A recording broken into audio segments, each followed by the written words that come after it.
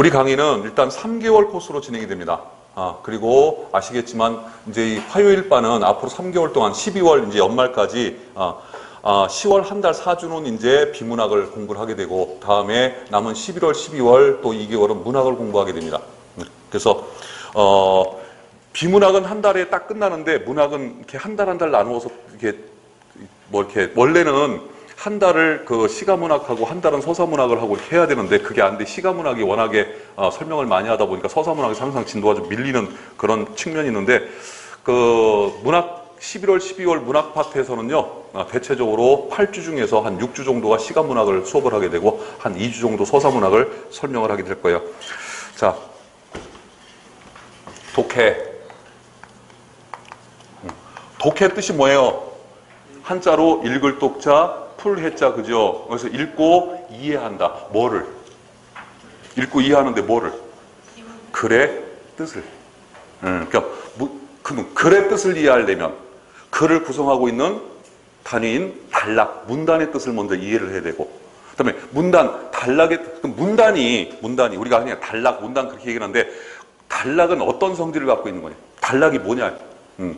단락 한 단락 안에는 필자의 중심된 생각이 하나가 들어가 있어요. 단락 하나에는 뭐가 있다? 필자의 중심된 생각이 하나씩은 꼭 다 들어가 있어. 그래서 이 단락은 몇 개의 또 문장으로 되어 있죠. 그럼 단락의 뜻을 이해하려면 또 뭐의 뜻을 이해해야 돼? 문장의 뜻을 이해를 해요. 일단 문장은 여러 개의 단어로 되어 있죠. 그럼 문장의 뜻을 이해하려면 뭘 이해해야 돼? 단어의 뜻을 이해해야 돼. 그래서 여러분들 내가 항상 하는 얘기지만 문학을 하든 비문학을 하든 문법을 하든 모르는 단어가 나오면 꼭꼭 찾으세요. 꼭꼭 찾아서 단어 뜻을 꼭 머릿속에다 집어넣는데 영어 단어 외우듯이 안 외워도 돼. 그리고 그 표준국어 대사전에 보면은 앱으로 되어 있는 표준국어 대사전에 보면은 예문이 있어요. 그 단어를 활용한 예문. 학생들은 대부분 표준국어 대사전 찾을 적에도 그냥 껍데기만 봐. 뜻만 살짝 봐. 영어 사전 볼 때도 그렇게 보더라고. 그러니까 실력이 안 늘어. 조금 시간이 걸리더라도 우리 국어, 한국어 단어를 공부하실 적에는 꼭 그 단어가 어떤 문장에서 쓰이는지 그 용례를 파악해야 이 단어가 이럴 때 쓰는 거구나. 원래 단어의 뜻은 대충 알잖아 우리가. 그죠? 객관적 뜻이 뭐예요? 대답 못해요 이렇게. 넌 말하지 마. 넌 알잖아. 내가 알려줘가지고. 객관적 뜻이 뭐예요? 분명히 객관적, 주관적 이 말을 되게 많이 쓰는데, 그죠? 딱 질문하면 말로 표현해봐라 그러면 표현이 안 돼. 선생님, 생각은 나는데요. 말로 그게 국어 실력이 없는 거예요. 그러니까, 진정한 국어 실력, 진정한 영어 실력은 뭐가 돼야 돼? 스피킹이 돼야 돼. 말로 표현할 줄 알아야 돼. 그 이전에 이제 우리가 시험은 말로 하는 시험이 없기 때문에 진짜 우리가 이제 공부해야 되는 건 뭐예요? 책을 읽고 그 뜻을 이해를 해야 돼. 그때 객관적이라고 하는 말은 모든 사람들이 다 인정할 수 있는 이런 뜻이에요. 모든 사람들이, 모든 세대에서 다 인정하는 거. 똑같이. 그러면 그 반대로 주관적이란 말은 어떤 특정 세대나 어떤 특정 집단이나 어떤 특정인만이 생각하는 거. 그게 주관적이에요.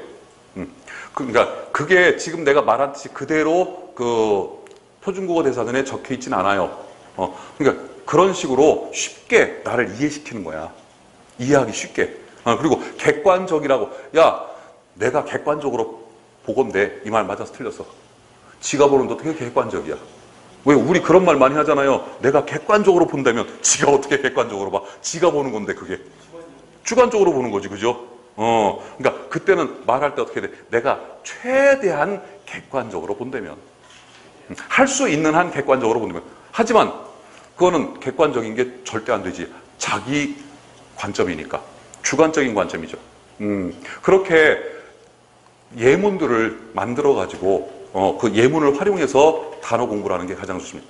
아무튼 간에 단어 뜻을 알아야 되고 문장 뜻을 알아야 되고 다음에 문장을 구성하고 있는 단락, 문단의 뜻을 알아야 되고 그 다음에 이제 문단의 뜻을 알아야 문장 전체를, 글을 전체를 우리가 해독할 수 있다. 해독. 그래서 영어만 해석하는 것이 아니라 우리 국어 지문도 뭐 해야 돼? 해석할 줄 알아야 돼. 자기한테 맞게 해석을 해야 돼. 자기한테 맞게. 그때 한 단락은 필자에 중심된 사상이 하나가 들어가 있는데 그 한 단락은 몇 개의 문장, 4개, 3개, 5개 정도의 문장으로 구성되어 있는데 그때 그 필자에 중심된 사상이 들어가 있는 문장을 뭐라고 그래? 따라합니다. 주제문. 주제문. 상식적인 거니까. 그리고 굳이 뭐 이런 거 안 외워도 돼요. 그리고 그 나머지 문장들은 그 주제문을 위해서 존재하는 거예요. 그러니까 그 주제문을 만들어내기 위해서 그러면 주제문만 쓰지 뭘 이렇게 여러 가지 문장을 써가지고 한참 읽기를 해. 주제문만 써놓으면 읽는 사람이 이해를 못해. 그래서 여러 가지 사족을 갖다 붙이는데 그 사족에 해당하는 나머지 문장을 우리가 흔히 뒷받침 문장 또는 따라해 보조문. 그러니까 단락은 대체적으로 한 개의 주제문과 나머지 2-3개의 보조문으로 이루어져 있는 겁니다. 그러니까 필자에 중심된 사상이 담겨져 있는 문장은 한 단락의 주제문 한 문장이나 2문장 정도. 그러니까 그 주제문을 잘 찾아야 돼. 이 독해 파트는 문학이 됐건 비문학이 됐건 무슨 실력이냐? 중요한 걸 찾는 실력이에요. 다른 실력 하나도 없어요. 아까도 내가 얘기했지만 중학교 1학년, 2학년 학생들 중에 책을 많이 읽은 학생들을 데려다가 고3들이 보는 고3 수준의 저 비문학 문제를 딱 주고 풀어요. 푸는 애들이 있어요. 그거 어떻게 푸니? 요 내용이 똑같잖아요. 찾는단 말이에요. 찾는다. 그런데 지금까지 우리는 어떻게 공부해왔냐? 그 중요한 걸 선생님이 찾아서 밑줄 쳐 이렇게 배웠어요. 그럼 학생들이 안 찾고 선생님이 찾으라는 곳에 밑줄을 쳐. 그거 누가 찾아야 돼? 시험 누가 봐야 돼? 여러분들이 봐야 되죠. 중요한 거는 글 속에서 중요한 걸 찾는 실력이요. 그걸 키워야 되는데 선생님들이 다 찾아줬어. 그러니 중요한 걸 찾는 실력이 생겨 안 생겨? 당연히 안 생기죠. 그래서 제가 최대한 내 수업은 어떻게 하냐? 중요한 걸 찾는 방법을 알려준다.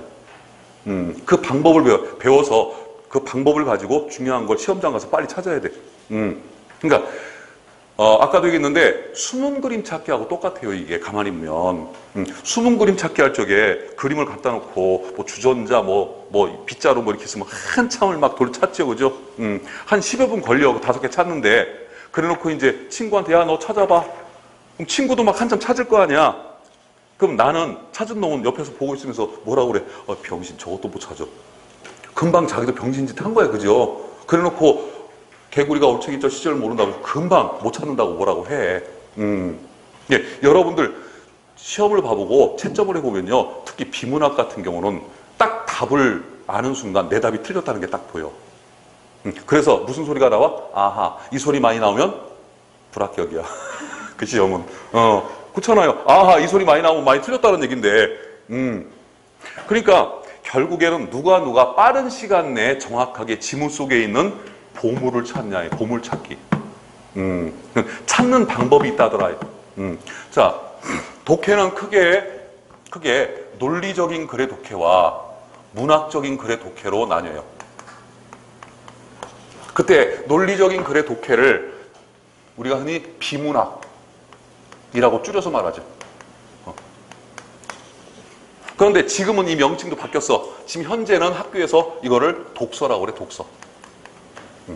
그래서 독서와 문학 이렇게. 예전에는 여러분들 배울 때만 해도 비문학이라는 말을 많이 썼을 거야. 비문학. 근데 비문학이라는 말은 말 자체가 좀 안 맞아. 세상에 생각해 보세요. 문학이 뭐야? 인류가 문자로 기록해 놓은 건 다 문학이야. 그럼 설명문, 논설문도 문학이야, 그죠? 근데 어떻게 걔네들이 비문학이야? 그러니까 여기 말하는 문학은 문의 문, 예술적 가치가 있는 시나 소설 같은 이런 걸 문학이라고 그러고, 글 중에서 문학적 가치가 없이 그냥 실용적인 문장, 설명문, 논설문을 우리가 그냥 비문학 이렇게 얘기를 불렀는데 지금 이게 바뀌어서 독서라고 불러. 그때 문학이든 비문학이든 간에 국어 문제는 독해 문제는 뭐라고? 그 안에 있는 중요한 것을 찾아내는 실력. 근데 문제는 뭐냐? 문학은 특히 시가 문학 같은 경우는 함축적 의미를 달고 다니기 때문에 시어들이 거기서 함축적 의미를 꺼내려면 굉장히 힘들어요. 지금 비문학은 그나마도 지문 안에 있는 문장이나 단어를 그대로 맞추기만 하면 돼. 그대로. 그 단어가 가장 많은 놈만 선택지만 찾으면 되는데 시가문학, 소설 같은 경우 또는 시가문학 같은 경우, 문학 같은 경우는 그 단어의 함축적 의미까지 알아야 되기 때문에 훨씬 더 깊이 있게 생각을 해야 돼요. 그러다 보니까 문학이 비문학보다는 어려울 수밖에 없고, 그래서 학생들이 문학에, 특히 문학을 전공한 사람도 문학이 힘든데 문학을 전공하지 않은 사람들은 너무너무 힘드니까 어떻게? 작품을 열심히 공부를 해야 돼. 그러니까 문학이 됐건 비문학이 됐건 일단은 첫 번째 해야 될 일이 뭐냐? 지문. 그러니까 배경 지식을 쌓기 위해서 비문학은 지문. 다음에 문학은 작품. 그 지문이 작품 아니야. 그걸 최대한 많이 읽어야 돼요. 그러니까 국어 과목은 뭐 하는 과목이야? 책을 읽는 과목이에요. 첫 번째. 그럼 책을 많이 읽으려면 그만큼 시간 투자를 많이 할 수밖에 없는 과목이에요. 그럴 적에 여러분들 제 블로그 청목국어라고 하는 블로그, 다음 블로그, 모르는 사람들은 다음 블로그 청목국어에 가시면은 제 호가 청목이에요. 청목. 풀을 청자, 길을 목자. 제 지도교수가 대학원 때 지도교수님이 정해준 건데 풀을 청자가 원래 풀을 청자가 이런 뜻이 있어. 변하지 않는다는 뜻이 있어. 풀을 청자가. 그래서 여러분들 왜 소나무 노래하는 시중 독야 청청하리라. 독야 청청할 때 청자가 변함이 없다는 뜻이야. 변함없이 목자, 목사할 때 쓰는 목자에 길을 목자, 제자들을 길러내라. 그래서 나한테 청목이라고 하는 호를 주셨는데 청목국어라고 하는 그 블로그에 가면 제일 위에 논술 파트가 있어. 내가 얘기했었죠? 그 논술 파트를 우리 공시생들이 보면요. 그냥 지나가요. 공시는 논술 없어. 그러고. 그냥 지나가면 안 돼. 거기 들어가 보세요. 거기 들어가면 우리 국어 지문에 많이 나오는 지문들이 교과서 지문 포함해서 쭉 있어요. 그거를 꾸준히 읽으세요. 그래서 아무튼 간에 시험장에 가서 어떤 글을 만났을 적에 이 글을 딱 시험장에 있는 글을 읽어보니까 똑같을 수도 있고 비슷할 수도 있어.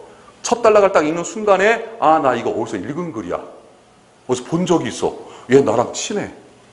그러면 자신감이 생기죠. 그러니까 이 국어 영어는요, 여학 파트는 지문하고 싸우는 거기 때문에 하여튼 지문하고 친해져야 돼.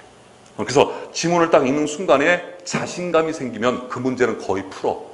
그런데 해보셔서 알겠지만은 시가 한 편 나왔는데 하나도 모르는 거예요. 세상에 제목도 모르겠고 작가도 모르겠어. 시 내용은 뭐 말할 것도 없고 그 문제 풀어 못 풀어. 못 푸는 건 아니고 못 풀기가 쉽죠. 그죠? 틀리기가 쉽죠. 그런 경우에. 그런데 아는 작품이 나와서 윤동주 작품 아는 작품이 그러면 그 문제 풀기가 좀 쉽죠. 아무래도 좀 자신감이 생기니까. 그리고 내가 아는 작품이니까 지문도 거의 안 읽고 선택지부터 딱 보게 되죠. 왜? 자신감이 있으니까. 그러려면 비문학을 잘하려면 뭐가 많아야 된다? 배경 지식이 많으려면 많이 읽어야 돼. 근데 선생님 뭘 많이, 고등학교 때부터 그랬어요. 선생님 읽을 책 좀 알려주세요. 읽을 책 없어. 책 없고 제가 그 논술이라고 해놓은데 제 블로그에 거기에 글이 많고요. 다음에 여러분들이 시험 문제를 풀면서 보는 이 지문들이 좋은 읽기 자료예요. 그러니까 지금까지 여러분들이 비문학을 공부하면서 지문 읽고 문제 풀고 답 보고 채점하고 이렇게 공부를 하지 말고 한 번 문제를 풀었으면 자기가 풀었던 지문을 한 번 더 읽어. 나는 고딩들한테 무슨 숙제를 내냐면요. 좋은 지문, 시험 문제 잘 나오는 지문들은 원고지에다가 보통 이제 고딩 그 수능에 나오는 지문이 장문 독해가 보통 1,500자 평균 나와요. 예전에 1,200자 나와서 좀 늘었어요. 최근에. 그거를 한 지문을 400자, 300자 정도로 요약을 해갖고 오라고 그래. 그러니까 무지하게 싫어하지. 요즘 애들이 여러분도 하라면 하겠어요?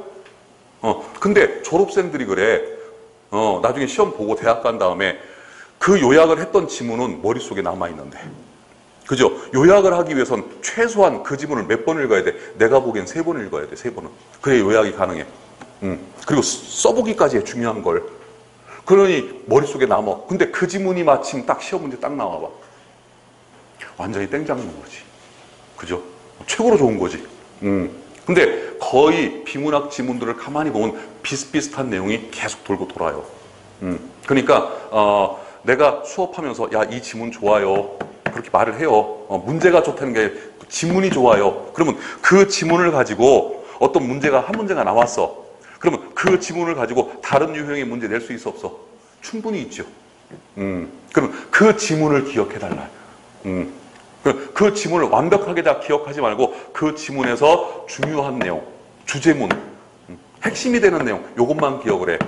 예를 들어 가지고 예술 파트 지문들이 꽤 제법 잘 나오는데 공시에도 그 서양 미술에 관한 그 지문이 나올 때 꼭 잘 나오는 작가들이 후기 인상파, 고시들, 고후, 고갱, 세잔에 관한 지문이 많이 나와요, 그게.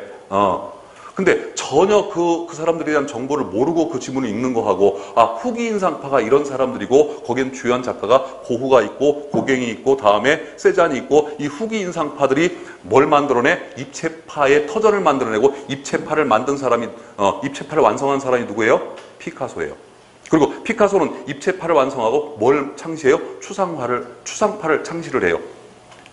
요런 정도의 배경 지식만 갖고 있으면 그와 관련된 지문이 딱 나왔을 때 읽기가 편해진다. 여러분들도 대학을 다니신 분들은 각자 대학에서 자기 전공이 있을 거예요. 그죠? 그때 자기 전공과 관련된 글이 혹시 나오게 되면 읽기가 굉장히 편해요. 왜? 친하니까 그래. 많이 읽어봤기 때문에. 그런데 지금 우리 공시에는 수능과 마찬가지로 인문, 사회, 과학, 예술, 기술 등 대여섯 개 파트에서, 그러니까 우리가 고등학교, 중고등학교 때 배우는 모든 과목에서 지문이 나오고 있어요. 그래서 내가 수업을 할 적에 이 지문은 좋은 지문입니다. 그러면 표시해놓고 그 지문을 좀 기억하시고. 자, 논리적인 글에 독해. 논리적인 글에. 그래서 논리는 우리 한국 사람들이 논리라는 말을 딱 꺼내는 순간에 되게 싫어해요. 재수없어 해. 야, 좀 논리적으로 얘기 좀 해보자. 그렇게 말을 하잖아요. 그러면 쌈 거는 줄 알아. 아니, 논리적으로 얘기하자는데 그게 왜 쌈 거는 거야? 논리라고 하는 말은 뭐와 같은 말이라고? 공식. 아까 종합반에서는 한참 막 배경 설명을 막 하고 갔지요. 여기선 그거 안 한다고. 공식. 왜? 우리가 배우는 과목 중에서 가장 논리적인 과목이 수학이고, 수학은 공식이 아니면 안 풀려. 다음에 이 공식을 다른 말로 뭐예요? 형식. 이 형식을 다른 말로 하면 뭐라고 그래? 규칙이요, 규칙. 그러니까 논리는 이미 정해져 있는 거예요, 이렇게. 이런 걸로 다. 그래서 논리는 바꿀 수가 없어. 그럼 우리가 말을 할 때나 또는 글을 쓸 적에 논리적으로 말한다, 논리적으로 글을 쓴다는 얘기는 그 글이 갖추어야 할 형식, 규칙을 지킵니다. 그렇다면 우리 수능이나 우리 공시에 나오는 문제들은요, 대체적으로 이 공식에 거의 100% 잘 맞는 글들이 올라와요. 그렇게 출제를 해줘요. 그리고 내용은 아무리 논설문이라고 할지라도 논설문은 자기 주장을 쓰는 글이잖아. 그런데 상식적인 사람이 무슨 생각을 했을 때 상식적인 사람들은 거의 그 분야에 대해서 어떤 생각을 해? 비슷하게 생각을 해. 그러니까 상식적이지 못한 사람만 이상한 생각을 하는 거지, 상식적인 사람들은 비슷하게 생각을 해요. 그러니까 중요한 건 뭐야?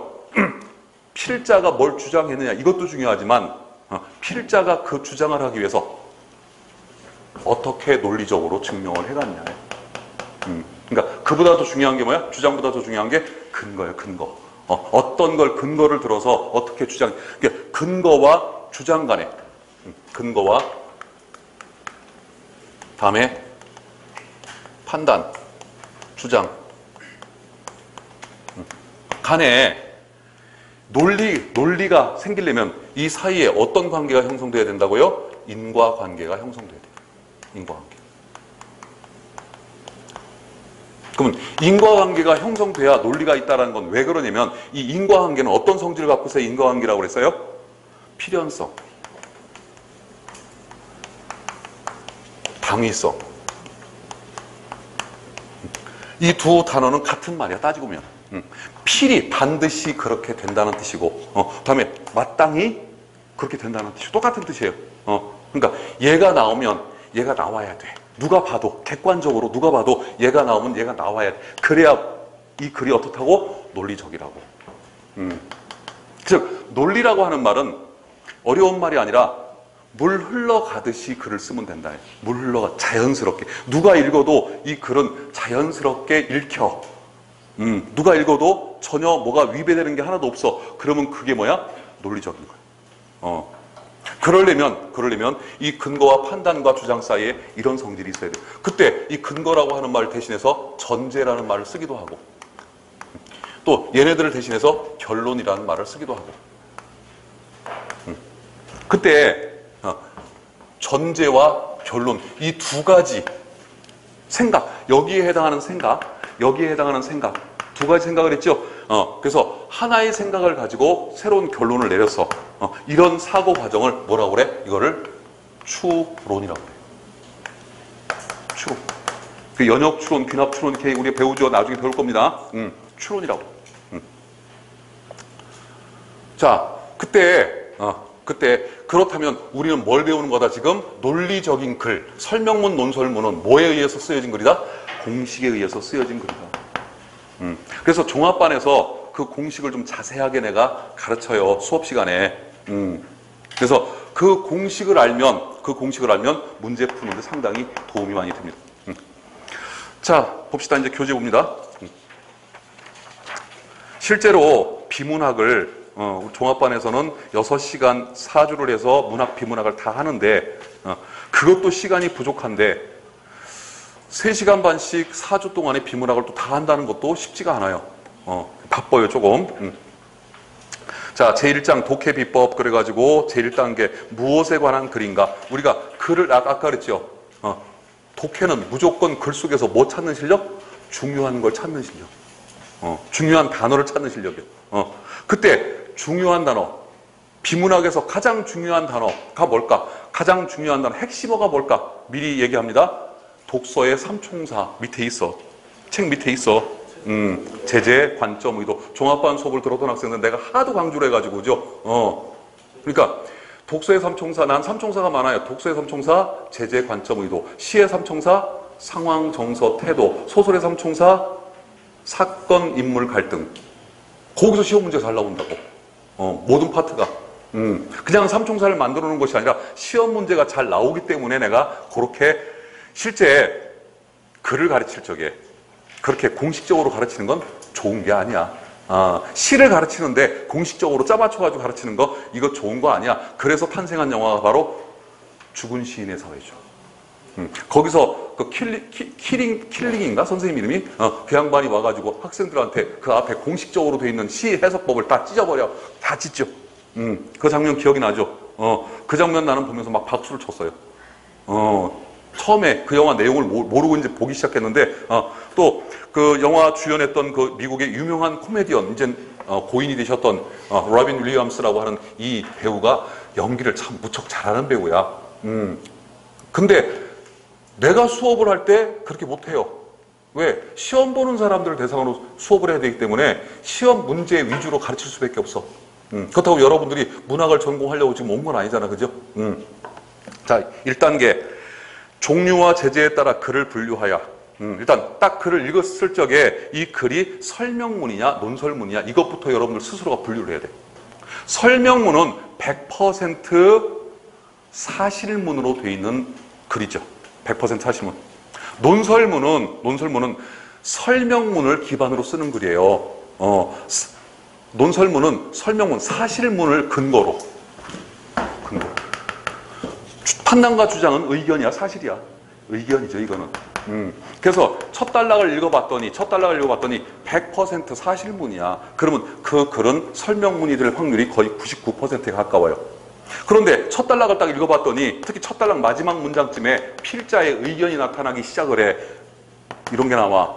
그러면 그 글은 뭐예요? 전체적으로 논설문일 가능성이 높아요. 그러니까 한 문장만 의견문이 나와도 그 글은 뭐야? 논설문이 되는 거예요. 그래서 설명문이나 논설문이나 이거 갈라놓으면 풀 수 있는 문제가 꽤 많습니다. 그러니까 우리가 지금 놓치는 게 뭐냐면 가장 기본이 되는 걸 놓쳐요. 그걸 안 해가지고. 다음에 두 번째, 제재에 따라서. 내가 아까 얘기했죠. 우리는 이 비문학은 전 과목에 걸쳐서 지금 뭐 지문이 출제가 된다. 인문 제재, 인문에서도 특히 이제 역사, 예술, 역사 다음에 언어에 관련된 내용이 많이 나오고 뭐 예술도 인문은 인문인데 이제 따로 분류를 하는데 다음에 과학, 기술 파트. 저는 그 지문 중에 제일 읽기 싫은 게 과학 기술이야. 왜? 내가 문과라서. 다음에 사회 파트 지문. 특히 경제 제재가 최근에 많이 나와요. 근데 나는 경제 제재 지문 참 재밌어 하는데 학생들은 되게 어려워하더라고. 참 문제예요. 경제를 모르면 어떻게 살아 앞으로. 그다음에 정치에 관련된 지문도 나와요. 법에 관련된 지문. 우리 공시에는 법에 관련된 지문이 꽤 나와요. 다음에 예술에 관련된 지문, 음악 미술에 관련된 지문, 이런 지문들이 하여튼 간에 우리가 배우는 과목 통틀어서 다 나옵니다. 그런데 문제는 뭐냐? 그 과학, 기술, 예술 파트. 과학, 기술, 예술 파트는 거의 설명문이야. 설명문이 많아. 다음에 최근에 많이 나오고 있는 경제 파트도 설명문이 많아. 그런데 이제 사회 문제를 다루는 사회 파트. 다음에 인문 파트는 논설문이 좀 많은 편이에요. 그래서 제재에 따라서 글의 종류도 좀씩 갈립니다. 네. 근데 그거를 여러분들이 딱 정해서 하는 것이 아니라 가장 좋은 공부 방법은 여러분들이 경험을 해봐야 돼. 글을 많이 읽다가 보면 이거는 논설문이구나, 이거는 설명문이구나, 이게 이제 보이기 시작을 해요. 자, 다음에 글 전체가 무엇에 관한 것인지를 파악해라. 첫 번째 우리가 글을 읽으면서 찾아야 되는 핵심은 첫 번째 제재예요. 제재. 제재. 거기 밑에 독서의 삼총사에 무엇, 이 글은 무엇에 대해서 쓰는 글이냐 할 적에 무엇에 해당하는 게 제재인데, 제재. 화제에서부터, 제재에서부터 읽어봐. 시작.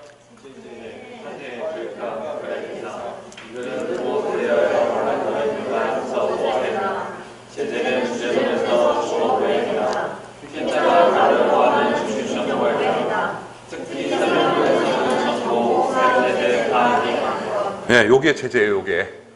그래서 그 제재를 찾는 방법 딱 정해져 있는 건 아니지만 대체적으로 첫 문장의 주어 자리에서 많이 나타나고, 그리고 첫 문장의 주어 자리에서 나타난 제재가 꼭 그게 글의 진짜 제재일 리는 없어요. 가다가 보면 이제 조금씩 또 바뀌어. 그래서 진짜 제재는 주로 어디 나오냐면 첫 단락의 마지막 문장이 많이 나와. 만약에 장문 독해를 한다 그런다면 우리 공시에 올라오는 장문 독해가 길면 4단락 정도 나와요. 4단락 정도. 그때 첫 단락에서 여기에 이제 제재가 처음에 나오긴 해. 근데 여기 나오는 제재는 좀 포괄적인 큰 제재가 나오고, 실제 필자가 다루고자 하는 세부 제재는 어디 나오냐? 여기 첫 단락 마지막 문장에 나오는데, 이 첫 단락 마지막 문장을 무슨 문장이라고 부른다고? 쟁점화 문장이라고 불러. 쟁점화 문장. 쟁점화. 필자가 쓰고자 하는 내용, 무엇에 대해서 어떻게 쓸지를 쟁점화 시켜준다. 즉 여기서 뭐가 형성돼? 논지가 형성돼. 그럼 논지가 뭘까? 무엇을 어떻게 쓸지. 논지 지자로 끝나잖아. 뜻도 지자로 끝나면 쉽잖아. 이렇게, 그죠? 어렵게 공부할 거 하나도 없어요. 그러니까 이 독해, 비문학은 이론에 쓰이는 용어를 기억할 필요가 없어. 문법은 용어 싸움이에요. 그죠? 개념 싸움인데 비문학은 이런 용어를 기억할 필요는 별로 없어. 비문학은 무조건 뭐만 잘하면 돼. 중요한 것만 잘 찾으면, 답만 잘 찾으면 돼요. 단지 지금 배우는 이런 것들은 뭐예요? 그걸 찾기 위해서 보조적으로 이용되는 수단일 뿐이지, 이런 걸 안 배워도 어떤 애들은 국어를 천부적으로 잘하는 애가 있어. 개그맨 김준우랑 같이 배웠던 아이인데 지금 대전 시내 모 중학교 국어교사를 해요. 전에도 한번 얘기했던 것 같은데, 걔는 그 당시에 60문항, 수능 초창기 60문항 나올 때였어서 그 60문항을 푸는데 걔는 한 40분이면 다 풀었어. 그리고 많이 틀린 건 하나 틀렸어. 그래서 친구들이 물어봐. 야, 너 문제를 어떻게 푸냐? 야, 이 문제 어떻게 푸니? 물어보면 대답을 못해. 야, 인마 그냥 그게 답이잖아, 인마. 왜? 지문에 그거 써있잖아. 저기 답이라고. 너 그거 못 찾니? 그래요. 병신, 그것도 못 찾냐. 지 눈에만 보이지. 그게 걔 눈, 딴 애들 눈에는 보이가 안 보여. 그러니까 얘는 책을 무지하게 많이 읽어보네요. 그게 중요한 걸 다 찾아내. 그 문제가 나오면 뭘 따지질 않고 그냥 지문 가서 다 찾아내, 일일이. 근데 그 찾는 속도가 거의 번개 같아. 그러니까 빨리 문제를 풀어. 그래서 내가 그랬어요. 야, 너 국어 수업을 왜 듣니? 걔가 나같이 수학을 무지하게 못하는 애거든.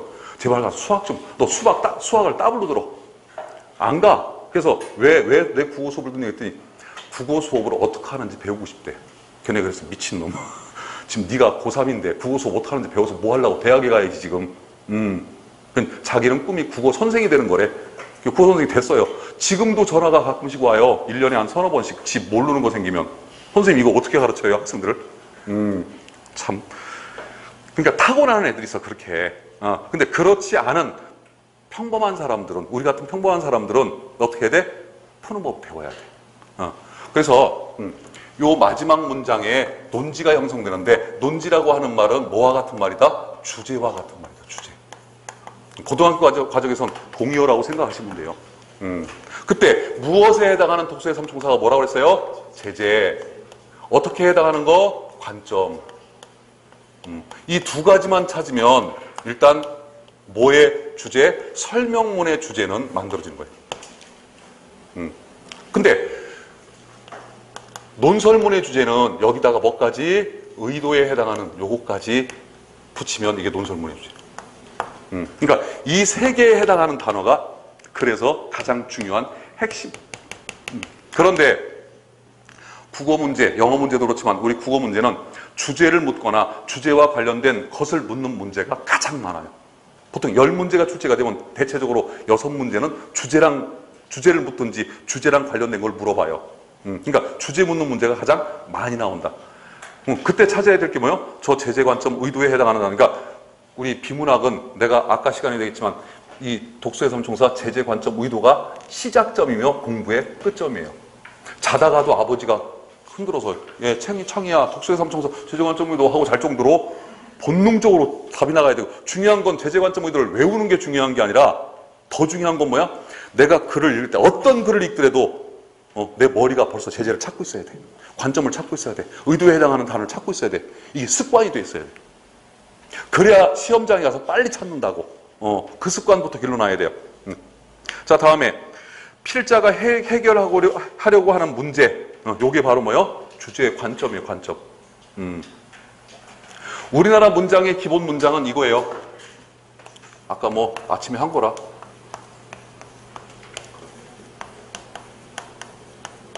이런 문장이 있다 칩시다. 이 여자 이름 몰라도 돼. 나만 알아도 돼. 이 글을 쓴 필자는 이 문장에서 무엇에 대해서 쓴 거야? 누구에 대해서 쓴 거야? 얘에 대해서 쓴 거야. 그죠? 얘가 제재인 거야. 그리고 얘가 어떻다고 생각하고 있어? 얘가 관점인 거야. 그렇다면 이 문장에서 얘가 중요할까? 얘가 중요할까? 이 문장은 얘 때문에 탄생했을까? 얘 때문에 탄생했을까? 금주가 안 이뻤으면 이렇게 말 안 했어요. 그죠? 금주가 예쁘다고 생각을 했으니까, 예쁘다. 저기 김태희가 지나가. 우와, 이쁘다. 그죠? 근데 이영자가 지나가. 뭐라 그래? 이쁘다는 말 안 해. 그렇다고 대놓고 뚱뚱하다 하면 안 돼요. 여자 자존심 있지, 그죠? 말 안 한다고 아예. 그러니까 뭐요? 이 문장이 탄생한 이유는 얘 때문이 아니라 중요한 건 어느 쪽이야? 요거 쪽이요. 설명문, 논설문 공통적으로 중요한 게 그러니까 논지는 뭐 때문에 생기는 거야? 관점 때문에 생기는 거야. 필자가 어떻게 생각하냐.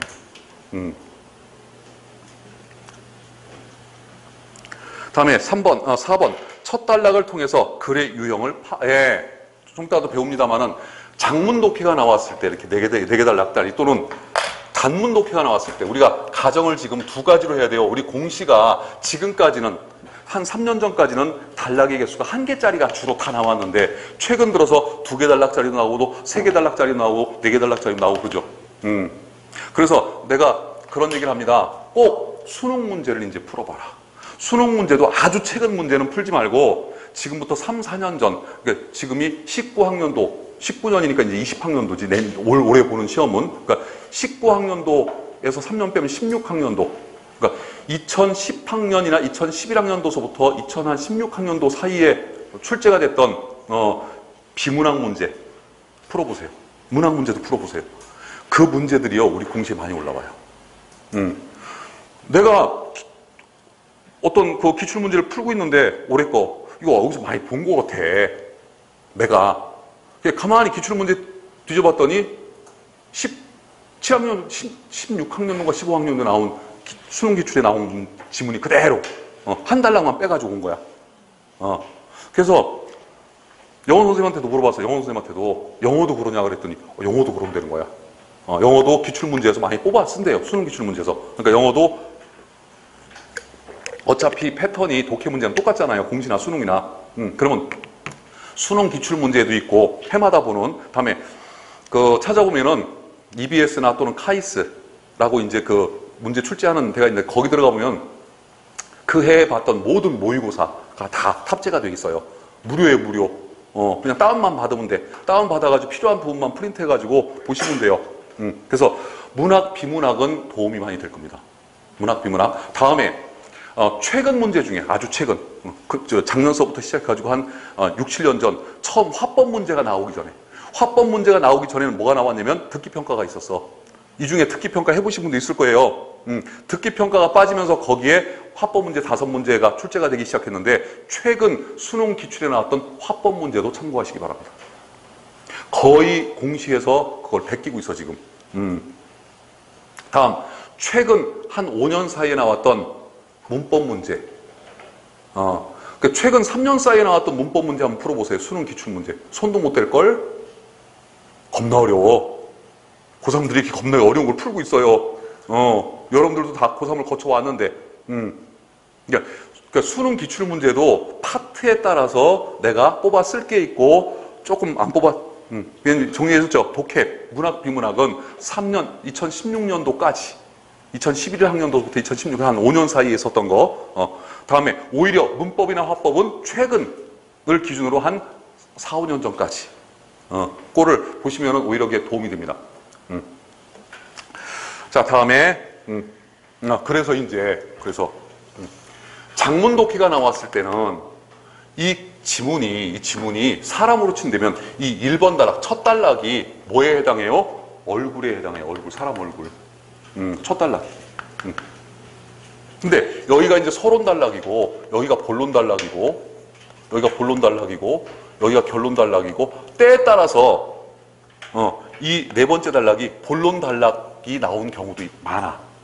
결론 단락을 빼버려요. 문제 출제할 적에 이 글은 왜 결론이 없지? 결론이 없는 글이 아니야. 시험관이 원래 원문에서 결론만 싹 빼낸 거야. 왜? 이걸 안 빼내면 여기서 문제가 쉽게 풀리니까. 그때 이 서론 단락이 하는 일은 뭐예요?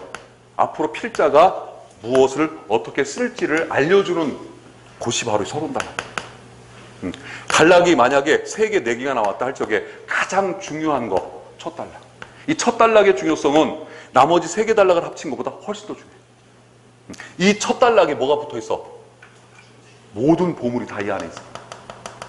사람의 얼굴에 해당하는 거야, 얼굴. 사람도 처음 만났을 때 얼굴을 보고 첫인상을, 여러분들은 나를 보고 얼마나 실망했을까? 저런 얼굴도 가지고 들고 다니는 놈도 있구나. 저 얼굴 들고 다니면 참 힘들겠구나.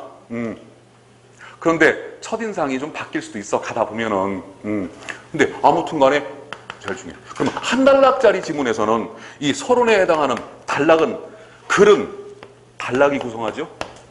단락은 뭐가 구성해? 문장이 구성하죠? 그러니까 첫 단락에 해당하는 게 첫 번째 문장, 두 번째 문장 정도가 첫 단락에 해당한다. 그러니까 여기서 많은 정보들을 끄집어낼 수가 있다. 그러므로 요 두 문장, 한 단락짜리 지문에서 서너 개 단락 나왔을 때 이 첫 번째 단락, 여기는 정독을 하는 훈련을 해야 돼요. 정독. 그리고 지금은 여러분들 최대한 정독을 하세요. 정독을 하다 보면 글 읽는 속도가 빨라져. 그러니까 지금은 조금 느려도 하여튼간 정독하는 훈련을 하시기 바랍니다. 자, 다음에 2단계. 필자가 사용한 기본 단어들을 해석하여 필자의 개념을 따르라. 이게 뭐냐면 다 문장에 있는 단어들이 꼭 사전적 의미로만 쓰이는 게 아니라 필자가 사용하는 뜻이 있어요. 즉 문맥적 의미.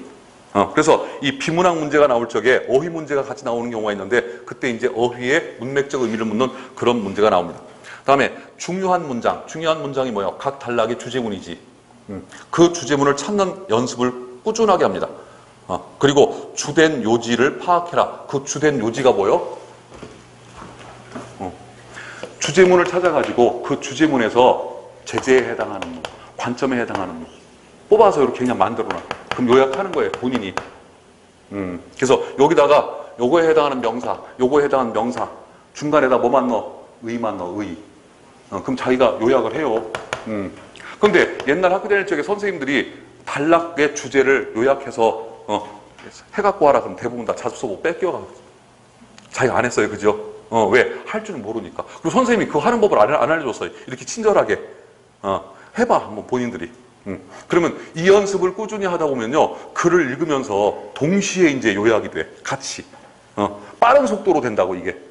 그래야 여러분들이 빨리 중요한 걸 찾을 수가 있습니다. 다음에 세 번째, 사실과 의견을 구분하고, 예, 사실문과 의견문. 아까 얘기했었죠. 설명문은 100% 사실문으로 되어 있다. 한 문장이라도 의견문이 나오면 그건 논설문이고, 최근의 경향은 다 사실문으로 되어 있는데 맨 마지막 한 문장만 의견문으로 되어 있는 문장. 그럼 설명문이야, 논설문이야? 결론적으로는 논설문이에요. 그죠? 왜? 의견문이 한 문장이라도 나왔잖아. 근데 글 전체의 90%는 다 사실문이요. 그죠? 그래서 이런 글들을 요즘에 와서 설명적 논설문 이렇게 불러요. 따릅니다. 설명적 논설문. 왜 그런 글들이 많이 출제가 되냐면 출제위원 입장에선 문제 낼 게 많아. 설명문에서 출제할 수 있는 것도 낼 수 있고 논설문에 출제할 수 있는 것도 낼 수 있고. 그죠? 편해요. 근데 수험생 입장에서는 출제위원이 편하면 수험생은 불편하게 돼 있어. 그래서 이제 그런 글들이 출제가 많이 되는 편입니다. 다음에 네 번째, 각 단락 또는 문장의 관계를 파악해라. 그리고 전개 방식, 서술 방식. 단락은 뭐가 구성을 해? 문장이 구성을 해. 그때 문장과 문장의 관계를 파악할 줄 알아야 돼. 이 문장은 앞에 문장하고 어떤 관계인지, 또 앞에 단락은 뒤에 단락하고 무슨 관계인지. 자, 이제 여기서 한 가지, 아까 종합반에서 수업했던 내용인데, 여러분들 종합반 들으신 분들은 종합반 교재 보면 다 있는 내용이에요. 네. 한번 상기시켜 드리려고 다시 한번 합니다. 단락, 문단에서의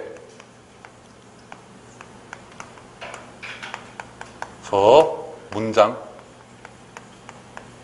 공식. 아까 얘기했죠. 비문학, 논리적인 그런 공식이라고 그냥. 자, 설명문. 첫 번째 설명문일 때. 아까 배웠던 사람들 여기 많아 지금. 그때 항상 첫 문장은 무슨 문? 주지문이라고 그래. 따라해. 주지문. 주지문. 주지 뜻이 뭐예요? 뭐를 알려준다는 뜻이요. 필자가 뭔가를 알려줘. 그래서 선생님이 이러이러한 사실을 학생들한테 주지시킨다 이렇게 말을 써요. 이런 식으로 단어를 배울 때는 어떻게 예문을 했다 실어가지고 짧은 글 짓기를 해서 나처럼 지금. 그러면 그 단어 뜻이 뭔지를 알게 돼. 머릿속에 들어가야 돼.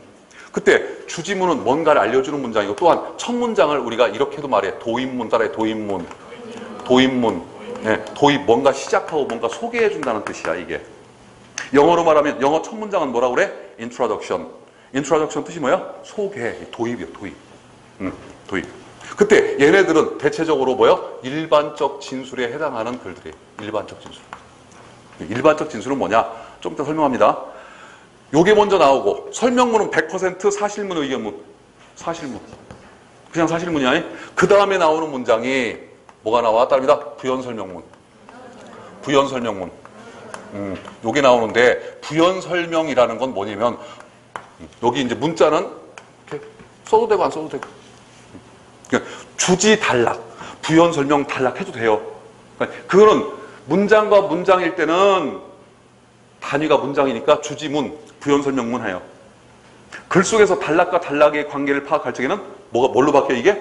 주지 단락, 부연설명 단락 이렇게 바뀌어. 규모만 바뀌는 거예요. 부연이라는 말은 덧붙인다는 뜻이에요. 다른 내용을 덧붙인다. 그래서 앞에서 나왔던 이 주지문, 부연설명문 할 때 부연설명문 구체적 진술에 해당해요. 그러면 일반적 진술은 뭐고 구체적 진술은 일반적 진술을 다른 말로 또 추상적 진술이라고도 해. 여기 화살표가 있죠. 우리 독해에서는 이 화살표 표시가 무슨 표시? 포함 관계. 이런 관계 이렇게. 그러니까 화살표가 가는 쪽이 포함하는 쪽, 화살표 시작하는 쪽이 포함되는 쪽. 이쪽 사이즈가 이쪽보다 더 크다는 얘기지. 큰 사이즈, 큰 개념을 다루고 있는 거를 일반적 진술. 작은, 거기에 비해서 좀 작은 개념을 다루고 있는 것을 구체적, 상대 개념이에요. 얘보다 더 큰 사이즈 문장이 있을 수도 있죠. 그럼 얘가 구체적 진술이 되는 거예요, 그때는. 좀 더 쉽게 설명한다면, 무엇은 뭐뭐이다. 무엇은 누구누구이다. 육하원칙에서 누구 또는 무엇에 해당하는 말만 나왔어. 그러면 그게 일반적 진술이야. 그런데 육하원칙에서 언제, 어디서, 어떻게, 왜 이거에 해당하는 내용이 나왔어. 그거는 구체적 진술이야. 쉽게 설명한다면, 가장 쉽게 이해한다면 육하원칙에서 누구만 나왔어. 또는 무엇만 나왔어. 그리고 내용이 없어 그 뒤에. 그럼 그게 일반적 진술이야.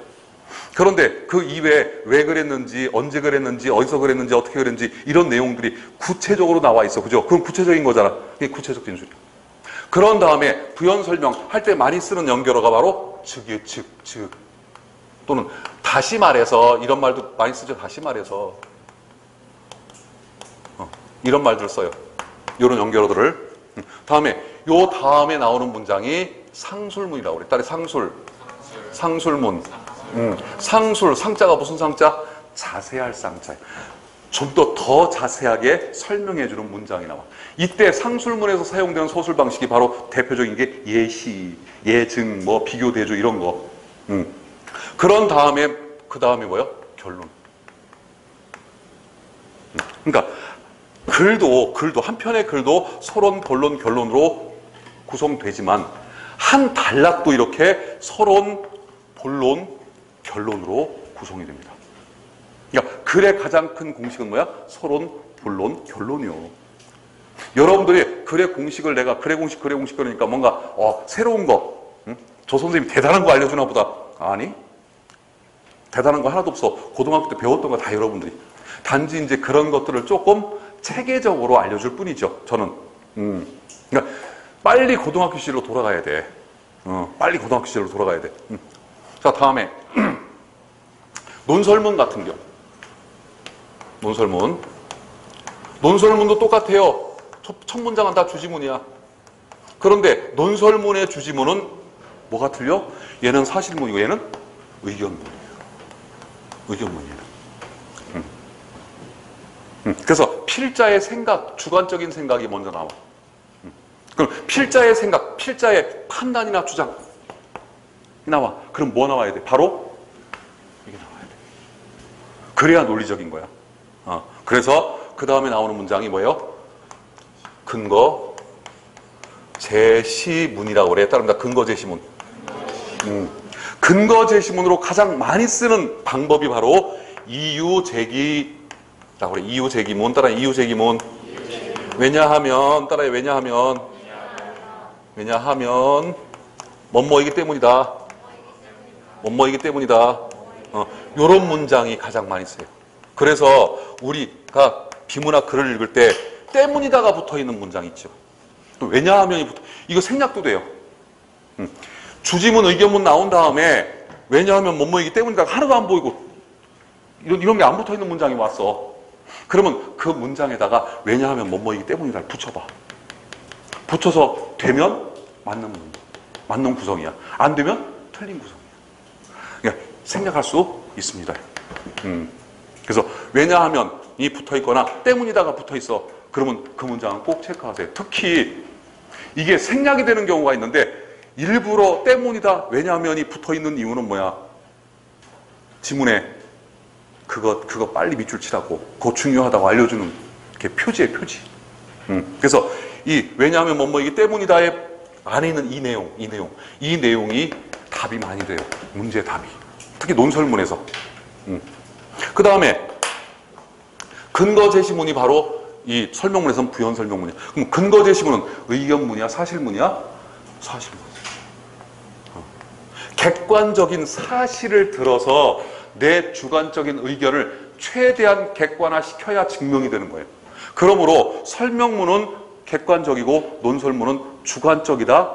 이 표현은 엄밀히 말하면 틀린 표현이에요. 설명문은 사실문으로 되어 있기 때문에 100% 객관적인 맞아. 그런데 논설문은 자신의 주관적인 판단이나 주장을 객관적인 사실을 근거로 해서 자신의 그런 판단과 주장을 어떻게 최대한 객관화시키는 게 논설문이야.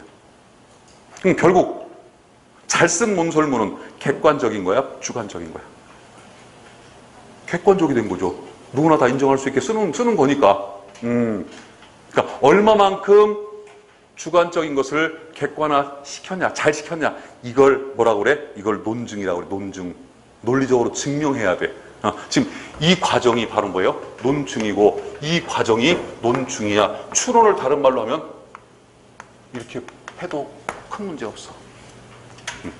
그런 다음에 역시 뭐가 붙어? 상술이 붙어. 똑같이 예를 들어 설명을 하는데 설명문에서 예를 들면 예시라고 그러고 논설문에서 예를 들면 예증이라고 그러고 뭐에 빗대서 얘기를 하는데 설명문에서 다른 거에 빗대서 설명을 하면 비유라고 그러고 논설문에서 똑같은 짓을 하면 유추라고 그러고 명칭만 바뀌는 거예요. 서술 방식이. 그런 다음에 역시 결론. 근데 이 결론 문장들은 뭐와 똑같아? 앞에 얘하고 똑같아. 얘하고 똑같아. 얘하고. 다시 돌아가. 그래서 글은 원래 시작했던 시작점에서 마지막 결론으로 돌아가면 그 시작점으로 다시 돌아가야 돼. 이렇게. 그래야 그게 논리적인 거야. 여러분들이 면접장에 가셔가지고 말을 할 적에도요. 면접장에서 질문이 두 가지 유형이 있어요. 그 사람이 어떤 객관적인 지식이나 정보를 많이 갖고 있느냐, 아냐, 모르냐, 지식. 이게 뭐예요? 그 사람이 어떤 생각을 하고 있느냐. 예, 여러분들한테 정보나 지식을 묻는 질문이 왔을 때는 이 순서대로 말을 해. 뭐뭐는 뭐뭐입니다. 즉, 다시 말해서, 이러이러합니다. 예를 들자면, 이러한 것이 있습니다. 그러므로 다시 한번, 어디서 말했던 거? 뭐뭐는 뭐뭐입니다. 이렇게 말하면 논리에 있어서만큼은 감점을 안 당하는데 대체적으로 면접에서 면접관들이 주로 많이 보는 게 뭐야? 논리성이에요. 또 피면접자의 생각을 묻는 경우 너 뭐에 대해서 어떻게 생각하니? 네, 저는 그 문제에 대해서 이러이러하게 생각합니다. 왜냐하면 이러이러하기 때문입니다. 예를 들자면 이러이러한 게 있지 않습니까? 아주 면접자한테 대고 따져 이제 슬슬. 왜? 설득을 해야 되잖아요. 논설문은 설득하는 글이야. 면접자를 내가 설득을 해야 돼. 그럼 면접자가 쓱 쳐다보다 씩 웃으면서 끄떡끄떡 하면 무조건 합격이야. 걔는 합격이야. 왜? 설득 당했잖아 지금. 면접자 스스로 인정을 했잖아.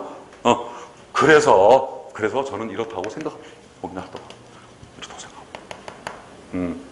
그냥 말을 하는 방식이나 글을 쓰는 방식은 다 똑같아. 대체적으로 한 단락은 이런 식으로 구성이. 이게 이제 단락을 구성하는 공식이에요.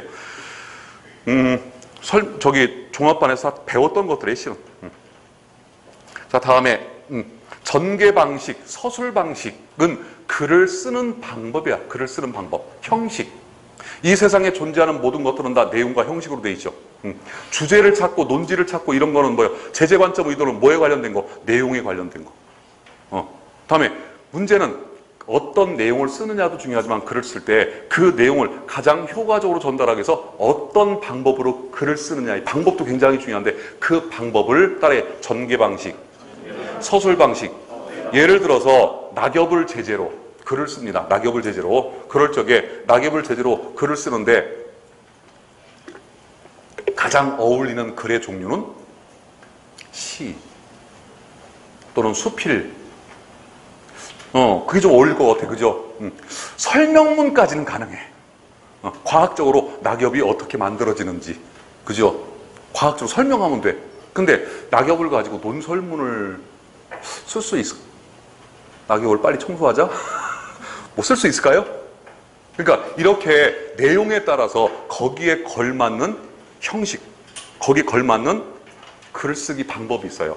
그걸 우리가 흔히 이제 전개 방식이라고 하는데 이 책이, 우리 단과책이 1단원이 독해 비법, 2장이 글의 내용과 관련된 것들, 3장이 글의 형식, 글의 구성과 관련된 것들, 4단원이 논리, 이렇게 돼 있어 지금 크게 구성이.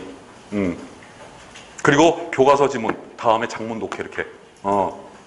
지금 우리가 이제 지금은 전체적인 걸 지금 배우는 거고 2장에 들어가면 내용에 관련된 것들부터 배우고 3장 가서 이제 형식, 구성에 관련된 것들을 배웁니다. 자, 다음에 5번 결론에서 필자가 말하고자 하는 바가 바로 뭐예요? 주제지. 그래서 혹시 논설문에서 논설문 문제가 나왔는데 주제를 찾아라, 뭐 의도를 파악해라. 그러면 어딜 봐? 마지막 단락 끝 문장을 봐. 첫 번째 볼 자리가. 다음에 거기 그 문장을 딱 봤는데 그 문장하고 일치하는 선택지가 없어. 시험 문제 봤더니 답이 안 나와. 그럼 어딜 봐? 마지막 단락 첫 문장을 봐. 아까 했던 얘기 똑같이 하려니까 나도 입이 아프네. 다음에 그거 찾았는데도 없어, 답이. 그럼 최후의 수단 어딜 봐? 첫 번째 문장 첫 번째 단락이 마지막 문장을 봐. 첫 번째 단락이 마지막 문장에 의도까지 나오는 경우는 전체 논술문이 한 10%도 안 돼요. 그런데 첫 번째 단락이 마지막 문장에 의도가 나오나 대표적인 시험 문제 잘 나오는 글이 있어. 그게 민족문화의 전통과 계승이라고 하는 이기백 선생이 그리는데 그게 내 블로그에 담겨져 있고 또 제가 다음 시간부터 프린트를 이제 나눠주기 시작을 합니다. 그때 이제 교과서 지문부터 나눠줘요. 그 프린트는 문제도 있고 해설지도 붙어 있어. 그 교과서 지문 프린트에 보면 그 민족문화의 전통과 계승이란 그 글이 실려져 있어요. 문제도 나와 있고. 그리고 제가 이제 프린트를 이 책도 지금 문제가 꽤 많아. 프린트도 꽤 많이 이제 문제를 많이 주는데, 그때 처음 들으시는 분들, 이 독해 파트를 처음 들으시는 분들 욕심내시지 말고 이걸 다 풀겠다고 덤비지 마라. 왜? 여러분들이 국어 공부만 하는 거 아니잖아. 그죠? 그러니까, 지금은 내가 보기에는 스케줄상 영어 공부가 일단 우선 돼야 되는 스케줄이에요. 그래서 내가 항상 2번 들으라고 하는 게, 첫 번째 들을 때는 수업 듣는 거로 만족해도 돼. 서두르지 말고. 2번째 들을 때 문제를 풀어봐도 돼. 그러니까 나눠주는 프린트는 계속 채곡채곡 모아놓으세요. 그게 내가 항상 하는 얘기지만 이 프린트를 모아놓으면 그게 상당한 책이 돼요. 그죠? 모아놨다가 지금 풀기가 쉽지가 않으면 모아놨다가 다음에 뭐 1월달이나 2월달 가서 그때 풀어봐도 돼요. 좀 천천히 너무 서둘러서 공부하시지 말고 일단 중요한 거는 책에 있는 문제부터 풀어. 어떤 학생은 막 욕심을 내가지고 책에 있는 문제도 풀고 막 프린트도 풀고 막 다 풀려고 그러는데 그러다 보면은 다른 과목 공부를 절대 못해요. 힘들어요. 그리고 지난번에 내 수업을 들어봤던 학생들이 대부분인데 내가 나눠주는 프린트 다 풀기가 쉽지가 않죠. 양이. 그러니까 그거는 여러분들이 각자가 그 스케줄을 잡아서 풀기 바랍니다. 자, 다음에 몇 번이냐? 다음에 6번. 예, 글을 읽을 때 이거 되게 중요해요. 자기 생각을 개입시키지 마라. 대부분 여러분들 다른 국어책을 보면 단원이 어떻게 되냐면요. 사실적 사고 능력, 추리 상상적 사고 능력, 다음에 비판적 사고 능력, 뭐 이런 식으로 구성이 돼 있어. 보면은 여러분들이 고등학교 때 수능 국어 배울 때도 그렇게 배웠을 거야. 그런데 그건 단원의 명칭이 아니라 인간이 사고하는 과정이에요. 인간이 사고를 할 때 첫 번째 사실적으로 사고를 해. 있는 그대로. 두 번째 있는 그대로 본대로만 사고를 해. 그런 다음에 이제 조금 더 커지면 어떻게 해? 그 본 걸 가지고 추리를 해. 추리하고 상상을 해. 비문학은 추리야. 문학은 상상이고. 다음에 비판적 사고 능력, 비판적 사고란 단원이 있어. 그래서 학생들이 비판적 사고란 단원을 열심히 비판해가면서 공부를 하는데 그게 문제예요. 비판하지 마세요, 절대. 생각을 해보세요. 지금 우리가 보고 있는 글들은, 여기 시험 문제 나와 있는 글들은 그래도 그 분야에서는 전문가가 쓴 글이야, 그죠? 그렇다면 적어도 비판이 되려면 창희야, 국어에 대해서 나 비판 좀 해봐. 왜 못해요? 차이가 많이 나, 그죠? 한쪽은 선생이고 한쪽은 학생이야. 그럼 수학에 대해서 비판 좀 해봐. 실컷 할 수 있어. 네, 저나 나나 비슷해. 그러니까 서로 비판이 가능하려면 비슷한 수준이거나 비판을 하는 사람이 비판을 당하는 사람보다 우위에 있어야 돼. 그래야 그게 정상적인 비판이 돼요. 근데 알지도 못하는 사람이 예전에 태백산맥을 썼던 그 누구야? 조종래 선생이 나 대학원 때 우리 대학에 특강을 오셨어요. 한참 특강을 끝내놓고 나서 어떤 학생이 질문을 하는데 내가 보기에도 이 학생은 조종래 태백산맥이라는 책을 안 읽고 질문을 하는 것 같아. 내가 느끼기에도 그래. 조종래 선생이 너 내 책 읽었어 안 읽었어? 조종래 선생이 굉장히 성질이 까탈스러워. 이 양반이 생긴 것도 까탈스럽게 생겨가지고 빼쭉하게 생겼잖아. 그러니까 학생이 안 읽었으면 나가. 넌 질문할 자격도 없어. 나는 그게 나쁘다고 생각 안 해. 작가가 그 정도의 자존심은 있어야지. 그리고 질문을 하려면 이미 한 달 전, 두 달 전서부터 조정혜 선생 온다고 저기 뭐 광고를 다 했고, 그러면 그 사람 강의를 들으려면 그 사람의 가장 대표적인 작품 정도는 읽고 와서 무슨 질문을 하든가 해야지, 아니면 조용히 그냥 강의만 듣던가. 그러니까 그거예요, 바로. 자격이야, 자격. 근데 우리는, 나도 그렇고 여러분들도 그렇고, 이 글을 쓴 이 글에 대해서 비판할 자격이 여러분들도 나도 없어, 따지고 보면. 나도 전문가는 아니잖아, 그죠? 그런데 비판적 사고라고 배웠어요. 특히 이런 문제, 독자의 반응은, 이렇게 나오는 문제가 꽤 있어. 반응이란 단어. 그 반응이란 단어가 나오면 다른 책에서는 비판적 사고라고 하죠. 그럼 학생들이 스스로가 반응을 해. 반응하면 돼, 안 돼? 절대 안 된다고. 답은 어디 있어? 자기가 생각하는 게 아니야. 비문학은 지문 안에 있어, 답이. 꼭 지문 안에 찾으세요. 그러니까 이런 거예요. 우리가 지금까지 비판적 사고라고 배웠다면 그 문제를 바꿔야 돼. 어떻게? 논설문에서 반응 이렇게 나왔어. 예전에 우리가 그걸 비판적 사고라고 배웠어. 그런 문제는 뭘로 바꾸면 돼? 관점을 추리하라는 문제예요. 관점에 해당하는 내용부터 찾아야 돼. 지문 안에서. 설명문에서 반응은 이렇게 문제 나왔어. 그건 정보를 추리하라는 문제예요. 그래서 국어 문제는 지워도 되죠, 여기는? 우리가 푸는 비문학 문제는 유형이 그렇게 많지 않아요. 정보, 파악. 이게 이제 다른 책에서 말하는 사실적 사고란 거예요. 뭐야? 지문 안에 있는 걸 그대로 찾아가지고 그 내용이 있냐 없냐, 그 단어가 있냐 없냐, 단어 싸움이야. 다음에 정보, 추리. 이거는 지문 안에서 썼던 단어가 살짝 바뀌어. 대신 내용은 비슷하게 가. 추리라는 게 뭐 엄청나게 무슨 뭐 추리하라는 게 아니라 지문 안에 있는 내용에 지문 안에 있는 단어가 살짝 바뀌어요. 하지만 바뀌는데 뭘로 바뀌어? 비슷한 말로 바뀌어. 그럼 추리가 된 거야. 근데 전혀 뜻이 다른 말로 바뀌어. 추리가 안 된 거야. 이 정도 수준밖에 안 돼. 다음에 정보, 적용. 요 세 세트야, 문제는 결국 비문학은. 거기다가 뭐예요? 독서의 삼총사, 정보, 핵심 정보, 제재, 관점, 의도. 설명문이 출제가 되면 주로 제재에 관련된. 제재도 앞에서 다루고자 하는 가장 큰 제재가 있고, 그죠? 다음에 그 제재에 포함된 세부 제재들이 있다고, 그런 내용들. 다음에 논설문은 주로 요거하고. 그러니까 지금까지 몇 가지 문제가 많이 나왔고, 현재 우리 공시에 나오는 문제 중에 가장 어려운 문제가 요 문제예요. 관점을 추리하라는 문제. 수능에 3점짜리 문제는 대부분이 뭐요? 제재나 관점을, 의도를 적용하라는 문제가 3점짜리 문제. 가장 많이 나와. 여러분들 수능 보시면 이런 문제가 있어요. 보기를 주고, 보기를 바탕으로 윗글에 뭐와 관련 잘 시킨 거. 윗글을 바탕으로 보기에 나오는 필자 인생관과 뭐 다른 거 같은 거 뭐 이렇게 물어보는 문제도 있어. 그런 문제가 어려운 문제, 적용시키는 문제. 근데 현재 우리 공시는 적용 문제가 나오긴 나왔는데 아주 초급 수준으로 나와요. 그런다면 수능이 이미 수능은 정보 적용 문제가 지금 많이 출제된 게 벌써 한 4, 5년이 됐어요. 그렇다면 내년이나 후년쯤에는 우리 공시에도 정보 적용하는 문제가 이제 많이 출제가 될 것이다. 2단계를 이제 넘어설 것이다. 그렇게 예측이 되죠. 그러니까 우리 국어 문제는 요것밖에 없다. 요거하고 요것만 외우면 돼요.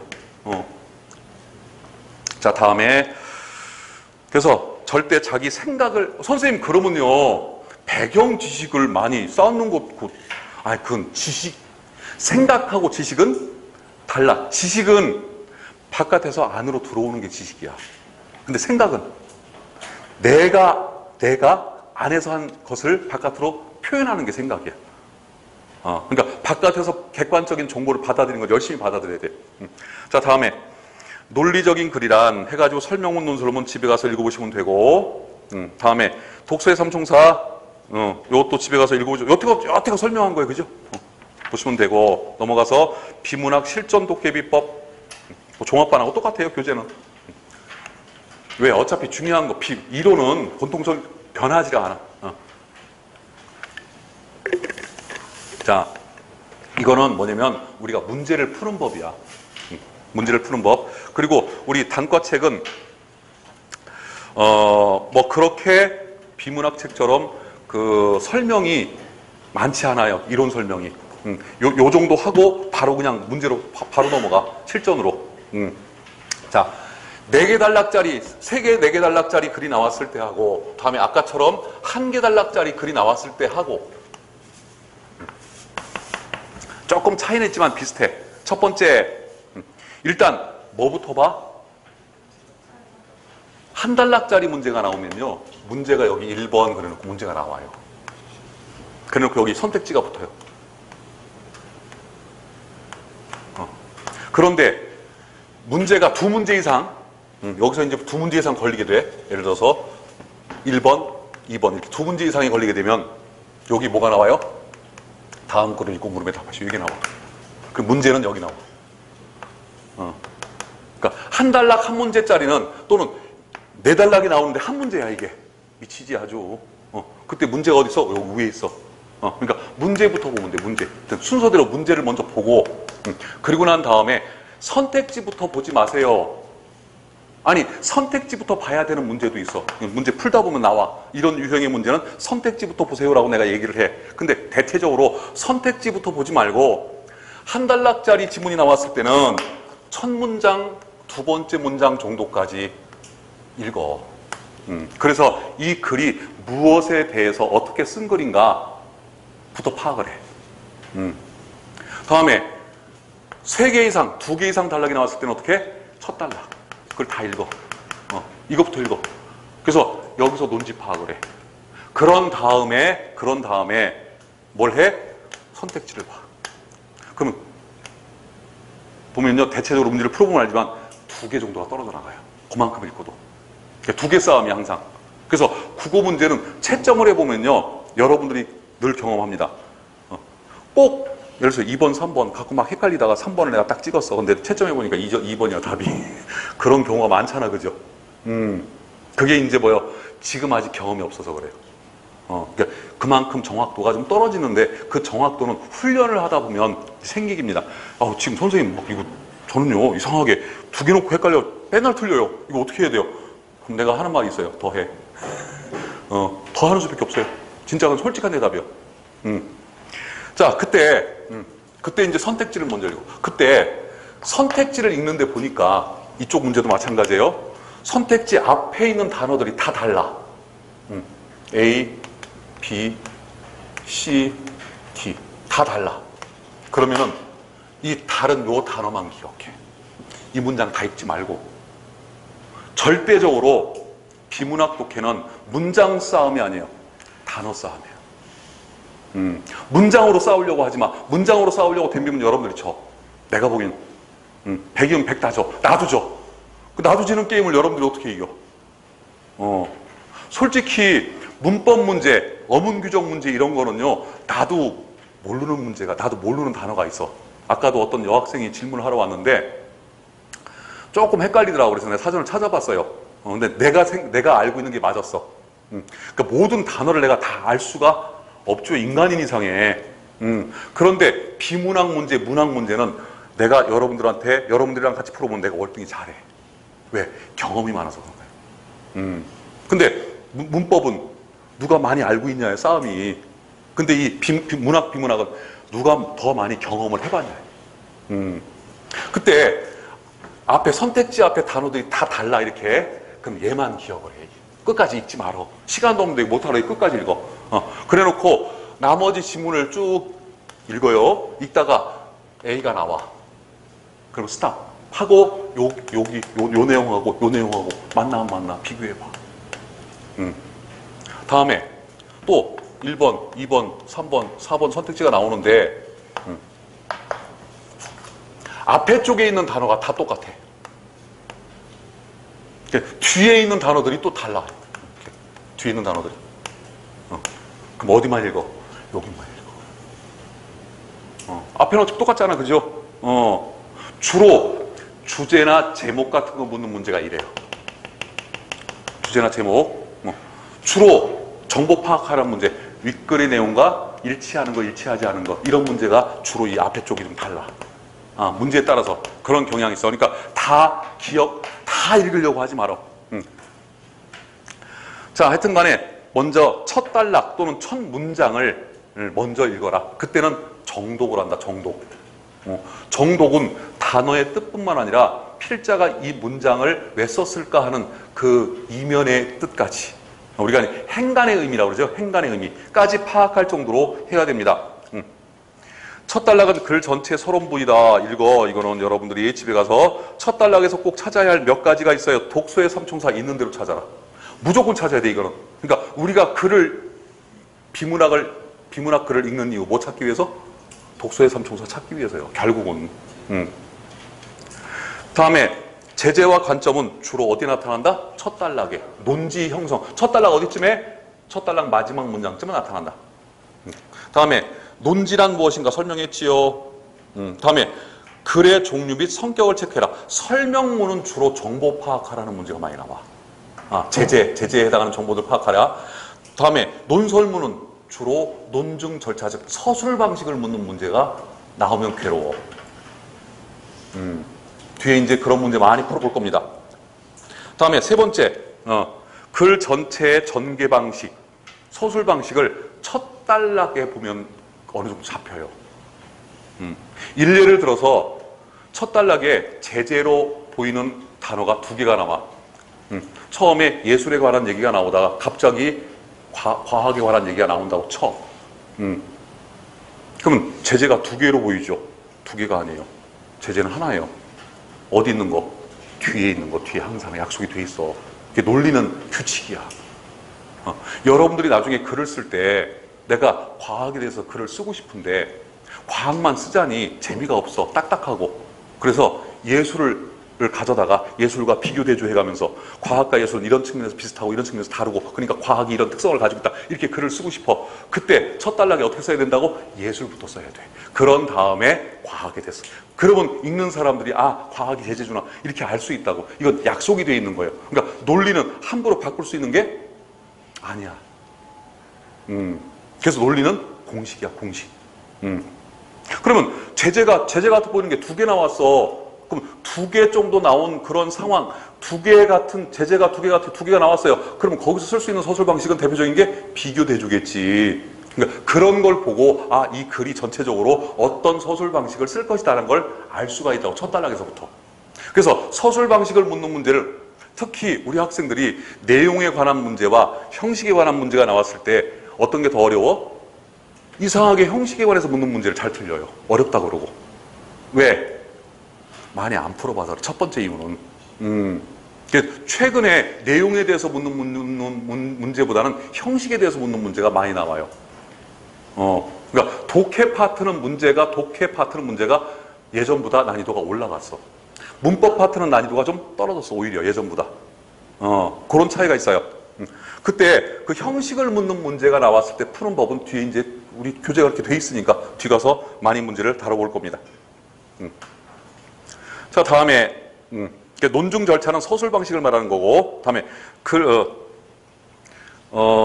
첫 단락을 읽고 앞으로 전개될 내용을 추론하는 연습을 꼭 하시기 바랍니다.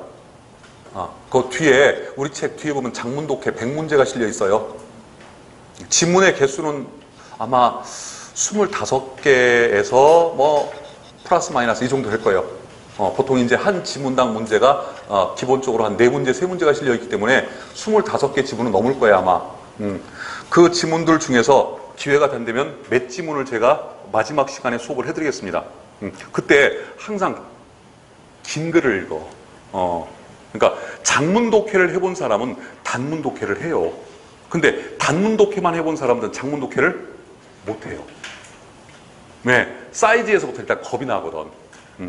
그래서 장문 독해를 할 적에 첫 단락을 읽은 다음에, 그런 다음에 곧바로 문제를 풀지 말고, 내가 이 첫 단락을 가지고 내가 글을 쓴다면, 여러분들이 글을 쓴다면 나는 이런 내용으로, 이런 방법, 이런 형식으로 글을 쓸 것 같아 라고 한번 생각을 해봐. 생각을 해봐. 그런 다음에 나중에 문제를 다 풀고 나면 글을 다 읽을 거 아니야, 그죠? 그런 다음에 글을 읽으면서 이제 스스로 생각한 사람들은 머릿속으로 생각을 해. 아까 내가 했던 생각이 맞구나, 틀리구나. 한 10지문 정도 하다 보면은 11번째, 12번째 지문부터 서서히 맞기 시작을 해. 그래서 한 요 책, 여기 나와 있는 장문 독해 요것만 하더라도 요것만 해놓으면 거의 추리력이 생겨요. 그리고 내가 그 프린트로 두 번째 달에 프린트로 장문 독해 프린트를 또 100문항을 또 나눠줍니다. 그러니까 그것까지 하면은 아마 지문이 최소 50지문 이상을 다루게 될 거예요. 자, 다음에 첫 단락 다음으로 중요한 단락은 마지막 단락이다. 왜? 결론이니까. 아까 했죠. 결론 단락은 서론 단락과 같다고 그랬어. 그래서 요즘에 이 시험관들이 이제 짱구를 굴리는 거야. 결론 단락 빼고 줘버려. 아주 참 머리 잘 써. 근데 이제 여러분들이 왜 빼고 주는지 알았죠? 우리는 알고 있어, 그거를. 그럼 여기 본론에서 끝나. 결론이 없네? 웃으면 돼. 자식들. 요 가서 풀면 되는 거구나, 이거는 지금. 그죠? 자, 다음에 이렇게 첫 단락에서 찾을 수 있는 건 다 찾으세요.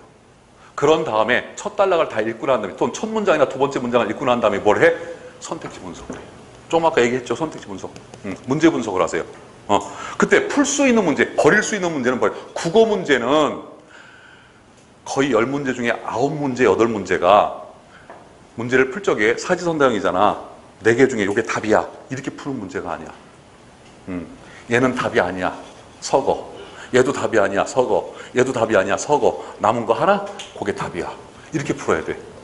왜 그러냐면 똑같은 지문에 똑같이 문제가 났어요. 그런 거 봐서 내가. 근데 선택지만 싹 바꿔놨어. 학생이 질문을 와서 선생님 이 책에서는 얘가 답인데요. 이 책에 보니까 얘가 답이에요. 얘 답 아니에요? 나 분명히 얘 답인 줄 알고 얘 답했더니 얘 틀렸어요. 이쪽에는 더 답이 있는 거야. 거기에 지금. 그러니까 가장 옳은 것은 이렇게 문제가 나온 거예요. 그죠? 그렇게 되면 선택지를 바꿔놓으면 답이 밖에 안 바뀌어. 수학은 안 바뀌어.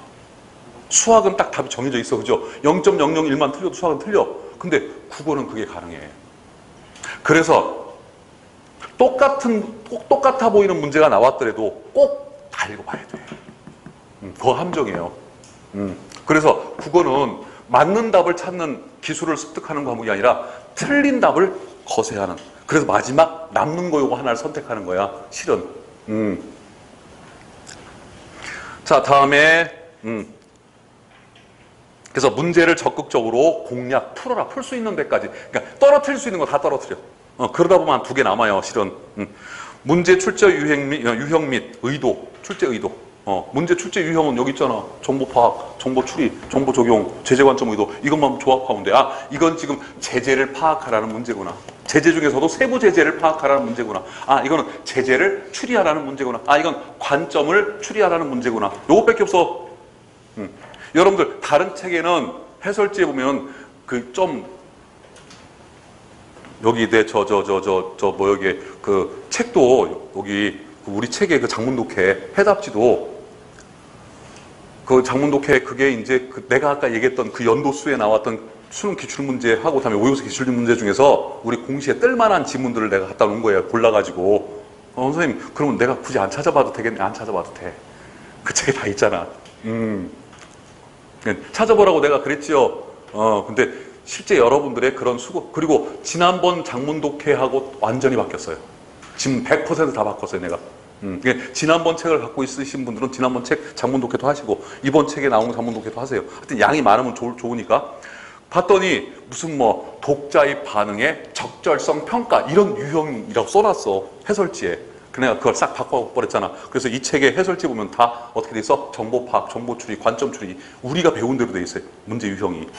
그러니까 다른 책에서는 제가 가르친 대로 안 돼 있어요. 그러니까 다른 책의 문제 유형은 보지 마세요. 문제 유형은 단순하면 단순할수록 좋은 거예요. 자, 다음에 그리고 선택지의 내용을 기억해라. 선택지의 내용을 이렇게 기억해. 그런 다음에 지문을 읽어가면서 이제 나머지 지문을 통독은 뭐예요? 쭉쭉 읽는 거예요. 쭉쭉 읽는 거. 쭉쭉 읽어가다가 읽다가 보니까 A에 해당하는 단어가 보여. 여기서 봤던 단어가. 그러면 스탑하고 여기를 끝까지 읽어. 그런 다음에 지문을 읽어. 2개가 맞아, 일치해. 그럼 얘는 답이 아니야. 그죠? 아닌 거 물어볼 때. 마찬가지 이쪽도. 그런 식으로 읽다가 보면 문제가 풀려 있어야 돼. 자연스럽게. 그러면 자연스럽게 풀려 있어야 된다는 얘기는 뭐야? 문제조차도 우리는 어떻게 푼다? 어디 가서 논리적으로 푼다는 얘기. 아까 논리적이라는 말과 같은 말이 뭐라고 해서 자연적. 물이 흘러가듯이. 그렇게 풀면 지문을 한 번을 제대로 읽지 않아도 문제는 풀어요. 그래 놓고 나서 이제 내가 이제 숙제를 줄 거예요. 다음 시간에 풀어라고 주면은 그 숙제를 풀을 적에는 첫 번째 풀 때는 이렇게 풀고 그런 다음에 답을 해봐. 그런 다음에 다시 한번 풀어. 어떻게? 지문을 완벽하게 정독을 해. 그래가지고 그러니까 첫 번째 풀 때 썼던 펜과 두 번째 썼던 펜의 색깔이 다르면 좋아요.